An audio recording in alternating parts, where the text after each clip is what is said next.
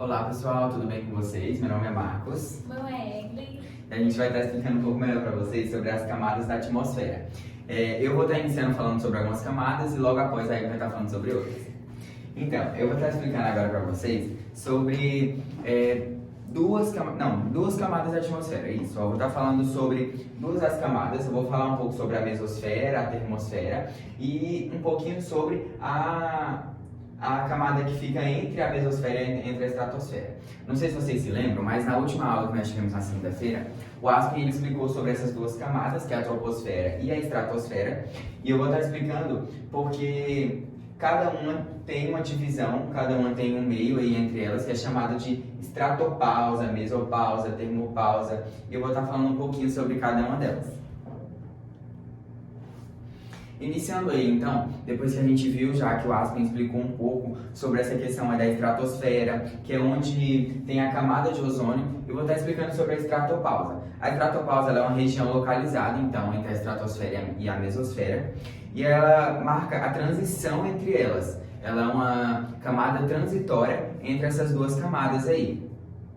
Ela é uma camada relativamente fina, ela tem de 3 a 5 quilômetros, então ela é bem fina comparada com as outras que tem 50 quilômetros, 55, 60, tem camadas de até 100 quilômetros, então ela é bem fina comparada com as outras camadas, né?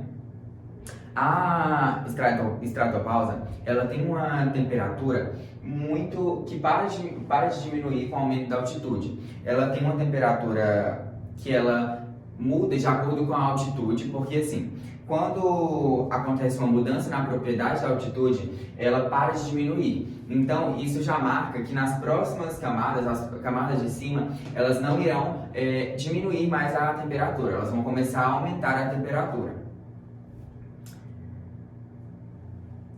Ela é uma importante protetora da Terra contra a radiação ultravioleta, assim como a estratopausa. Como ela só é uma faixa de transição entre as outras camadas, ela também exerce o mesmo papel da estratopausa, da estratosfera, né, no caso. Ela também tem essa questão da proteção da Terra contra a radiação ultravioleta por conta da camada de ozônio, que foi tudo aquilo que o Aston explicou pra gente, né? Vou colocar aqui novamente a imagem para vocês, para mim iniciar uma próxima camada, que é a mesosfera. Eu vou estar falando já junto a questão da mesosfera e a mesopausa. É na mesosfera que acontece a chuva de meteoritos, a questão que a gente já conhece como aí chuva de meteoritos, né? E eu vou colocar aqui agora para vocês explicar um pouco sobre essas duas camadas, a mesosfera e a mesopausa, né? Vamos lá. A mesosfera... Só um minuto. A mesosfera ela é a terceira camada da nossa atmosfera. Ela está localizada acima da estratosfera e abaixo da termosfera aí, né? Ela se estende desde a estratopausa até a mesosfera. O que acontece? Aqui na mesosfera, ela tem temperaturas cada vez mais frias à medida que a altitude aumenta também. Aqui ela chega a temperaturas até menos 100 graus Celsius. Lá na mesosfera, uma característica muito importante dela que vocês têm que se lembrar é a questão da pressão dela. Lá na mesosfera, ela tem uma pressão atmosférica que é muito, muito baixa mesmo.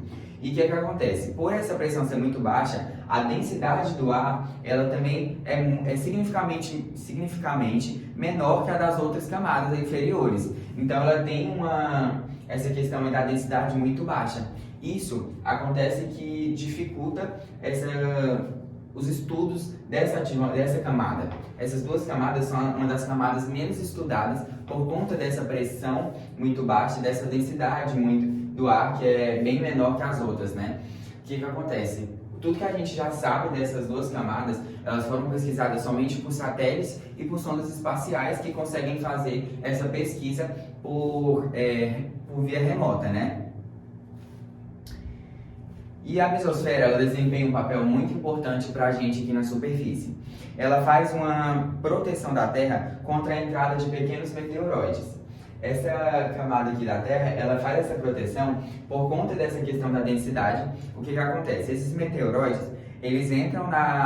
quando eles entram na mesosfera, eles colidem com a camada e o que acontece? Eles queimam devido à alta fricção do ar. Como eu falei, a densidade do ar é bem menor que as outras. Então ela tem uma alta fricção com o ar, produzindo as conhecidas estrelas cadentes, que é possível ver aqui da superfície terrestre, que é o que a gente conhece então como estrelas cadentes. Eu botei aqui no fundo do meu slide algumas estrelas que a gente vê como estrelas cadentes.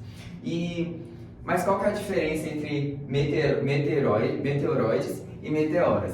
Essa diferença é porque assim, os meteoros, eles são os meteoroides quando eles são queimados na mesosfera. Então esse é um único detalhe.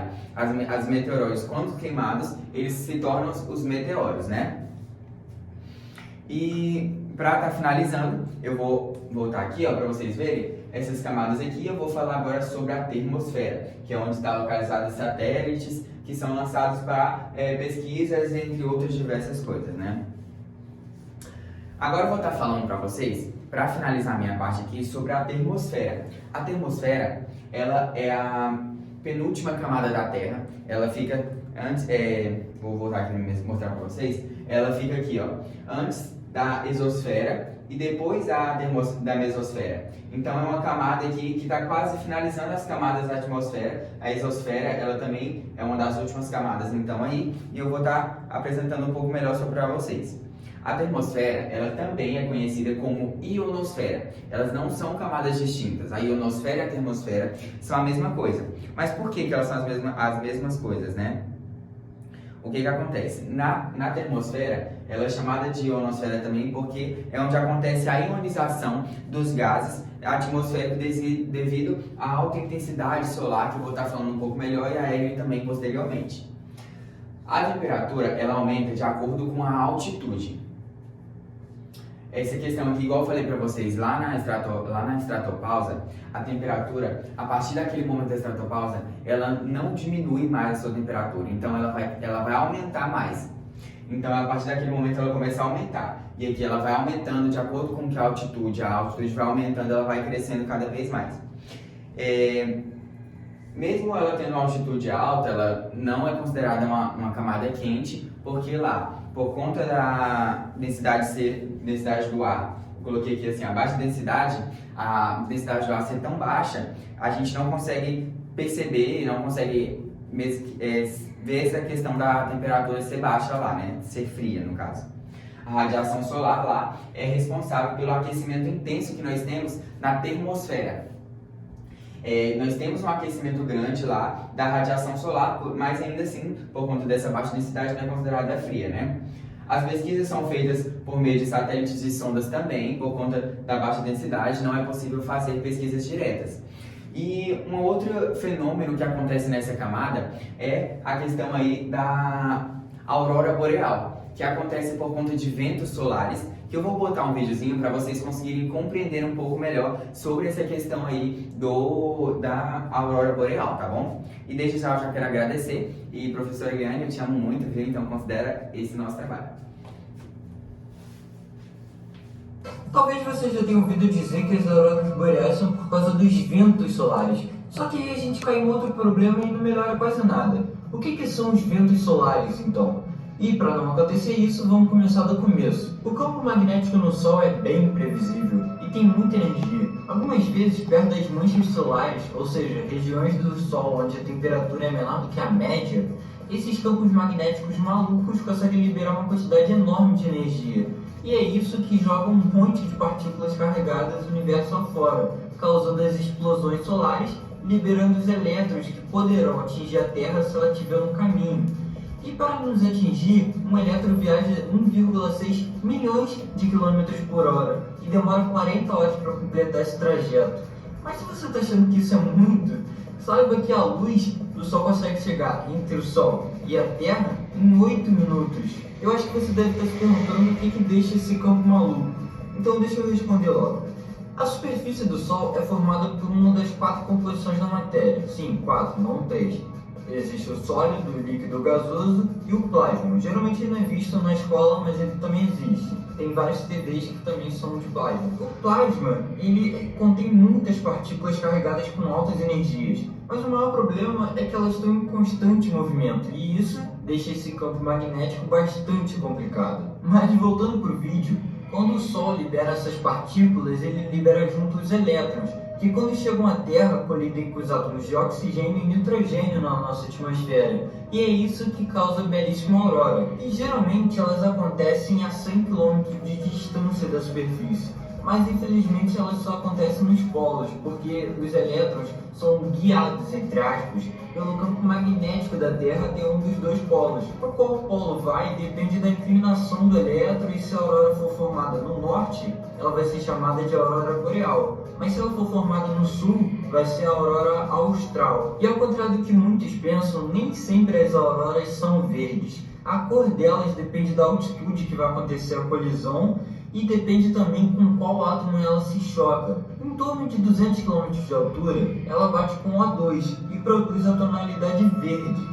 Mas quando a tempestade é forte, as camadas a 100 km de altura são atingidas pelo vento solar, e isso produz uma tonalidade meio vermelho, vermelho escuro. E esses átomos de oxigênio emitem tonalidades diversas, mas as duas mais comuns são essas mesmo, o vermelho mais escuro e o verde. E elas até produzem as cores ultravioleta, violeta e o azul, que são originadas do átomo de nitrogênio. Mas infelizmente não dá para ver em terra firme, porque a atmosfera absorve os raios ultravioletas. E a Terra não é a única agraciada com isso. De Mercúrio, Marte, Júpiter, Saturno, Urano e Netuno, também é possível ver as auroras. O Hubble mesmo já tirou algumas fotos maravilhosas desses planetas mostrando as auroras. Bom, gente, esse foi o vídeo, espero que vocês tenham gostado. Ficou aqui na média nos 3 minutos e meio.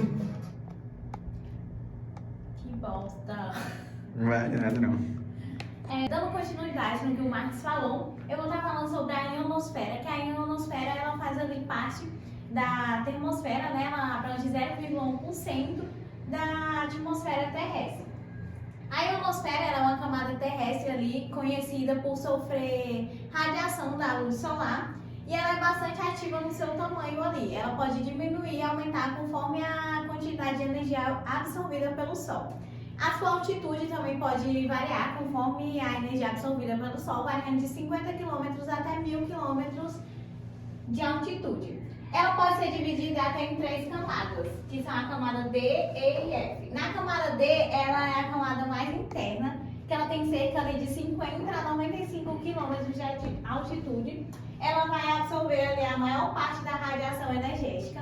Na camada E já vai ser onde vai ser absorvido os raios-x, que ela tem altitude de 95 a 160. Na camada F, ela vai apresentar uma altitude de 160 até 1000 km de altitude. Ela ali vai absorver os raios ultravioleta e ali com a maior densidade de elétrons. As camadas da ionosfera, como elas sofrem radiação solar, ela depende da luz solar atingir elas. Portanto, à noite vão existir só 2 camadas, que são a camada F e a camada E. Eles possuem ali pouca... Calma. Aqui melhor para vocês também sobre a exosfera, que é outra camada da atmosfera terrestre. Ela é a camada mais longe da Terra, né, da superfície terrestre. Ela tem uma altura ali até de 1000 km de altitude. Ela é composta por gás hélio e hidrogênio e pode chegar também a uma temperatura de 1000 graus Celsius. Ela não possui ar para a gente respirar, né? Ela é a camada ali que vai estar localizada na divisão ali entre o espaço sideral e a termosfera. Ela é a camada ali que vai apresentar uma menor densidade, pois ela é uma camada onde as moléculas são muito rarefeitas, que elas apresentem ali em poucas quantidades. Ela não vai ter ali influência da gravidade terrestre, pois ela está ali mais próxima do espaço sideral, né? Onde ela vai ter baixíssima ali interferência da atmosfera terrestre. Ela é uma camada ali onde os satélites vão ser... Que merda! Vão sobrevoar sobre ela. Odiei já. A temperatura dela, assim como eu já falei, pode variar até 1000 graus Celsius, mas ela é muito variável essa temperatura, que vai depender da incidência da luz ali batendo nessa camada. Ela é uma camada que vai estar ali mais próxima, então a incidência da luz vai ser maior sobre ela. Agora eu vou estar explicando aqui para vocês sobre a atmosfera e a heterosfera. E a diferença entre elas, né? A heterosfera e a ionosfera, elas são ali dois substantivos ali para escrever as camadas da Terra, né? A atmosfera, ela é uma camada onde ela vai estar mais próxima da superfície terrestre e os gases que estão presentes nela vão ser mais homogêneos e mais leves. A atmosfera, ela vai estar mais ou menos a 800 a 1000 quilômetros da superfície terrestre. Nessa região ali, como eu já falei, os gases são relativamente mais homogêneos, o que significa que os principais componentes deles vão ser o nitrogênio e o oxigênio, que estão ali presentes em umas proporções semelhantes. A camada de ozônio, ela vai estar localizada ali na atmosfera, que essa região ela ocorre os processos meteorológicos, que como a chuva, vento, entre outros. Já a heterosfera, ela vai ser uma camada mais distante da Terra, onde ali não vai estar em uma quantidade proporcional os gases ali, os gases vão ser mais pesados. E isso vai ocorrer ali devido à gravidade, à interação da gravidade com outras partículas. A mais baixa ali e a heterosfera a mais distante ali. E é isso, gente. Muito obrigada. Eliane, a gente ama a senhora. Ó, coração aqui assim, ó. Queremos o quê? Ah!